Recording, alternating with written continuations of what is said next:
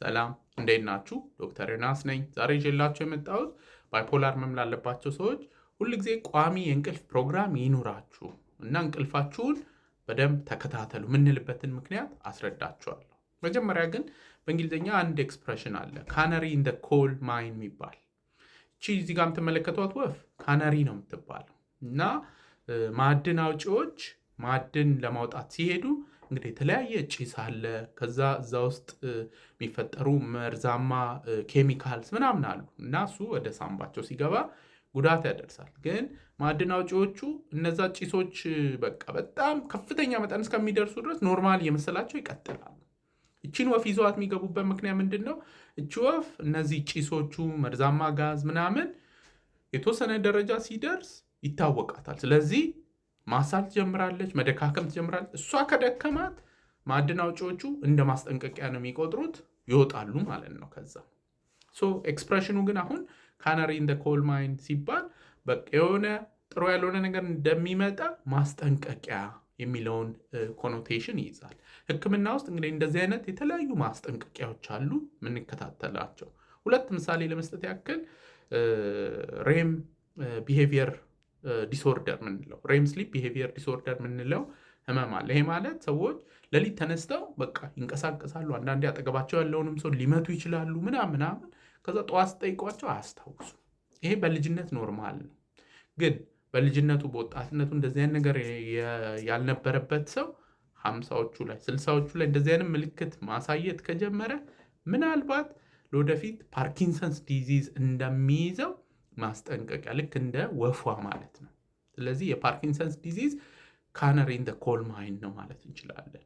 ወይንም ደግሞ ለምሳሌ ወንዶች ላይ የብልት አለመቆም ኢሬክታይል ዲስፋንክሽን ሲከሰት 40ዎቹ ላይ 50ዎቹ ላይ ሲከሰት ምናልባት የልብ ህመም ችግር ማስጠንቀቂያ ሊሆን ይችላል። ምክንያቱም ብልት ውስጥ ያሉት የደም ስሮች ቀጫጭን ናቸው።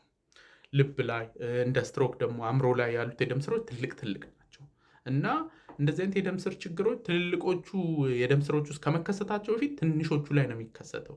ስለዚህ ይሄ የብልት አለመቆም ምናምን ሲከሰት ለልብ ህመም እንደ ማስጠንቀቂያ ካነሪ ኢን ዘ ኮል ማይን ነው ልንል እንችላለን። ኤኒዌይ ባይፖላር ህመም ላይ እንግዲህ ሰዎች እንቅልፋቸውን እንዲቆጣጠሩ እና እንዲያውቁ እንፈልጋለን። ከዛ ደግሞ ቋሚ የሆነ የእንቅልፍ ፕሮግራም እንዲኖራቸው ያስፈልጋል።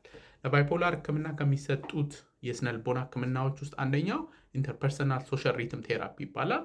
5 ኤሌመንትስ ያሉት ማትሪክስ ነው። እዛ ውስጥ አንደኛውና ወሳኙ እንቅልፍን ማወቅ። በስንት ሰዓት ነው የምተኛው? በስንት ሰዓት ነው የምነሳው?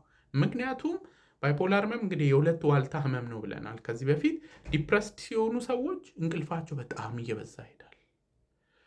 ሰዎች ደግሞ ከፍ የሚለው ስሜት፣ ደስ የሚለው ማውራት፣ በቃ ከሰው በልጣለሁ ማለት ምናምን እሷ ከመምጣቷ በፊት እንቅልፋቸው ቀስ በቀስ እየቀነሰ ይሄዳል ማለት ነው። ስለዚህ እንቅልፍን መቆጣጠር ለባይፖላር ህመም አንደኛ ጥሩ ሪፍሬሽድ የሆነ አእምሮ እንዲኖራቸው ያደርጋል። ከምንም በላይ ግን ልክ እንደ ካነሪ ኢን ዘ ኮል ማይን ሆኖ ያገለግላል።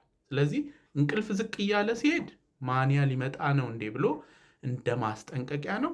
ቶሎ የአእምሮ ሐኪም ጋር መሄድ ያስፈልጋል። እንቅልፍ እየበዛ ከሄደ ዲፕሬሽን ሊመጣ ነው ወይ የሚለውን ልክ እንደ ወፏ ማስጠንቀቂያ ነው። ያኔም ቶሎ ሐኪም ጋር መሄድ ያስፈልጋል። ኤኒዌይ እንቅልፍ ቢበዛም ቢያንስም መድኃኒትን ማቋረጥ አያስፈልግም። እየወሰዱ ቶሎ ብሎ መታየት ጥሩ ነው። ለዛሬ እንግዲህ ይዤላችሁ የመጣሁት ይህንን ይመስላል። ይህ ቪዲዮ ብዙ ሰዎች ጋር እንዲደርስ ኮፒ ሊንክ፣ ሼር፣ ሪፖስት ይደረግ። ሁልጊዜ እንደምለው ያለ አእምሮ ጤና የለም። ደህና ሁኑ።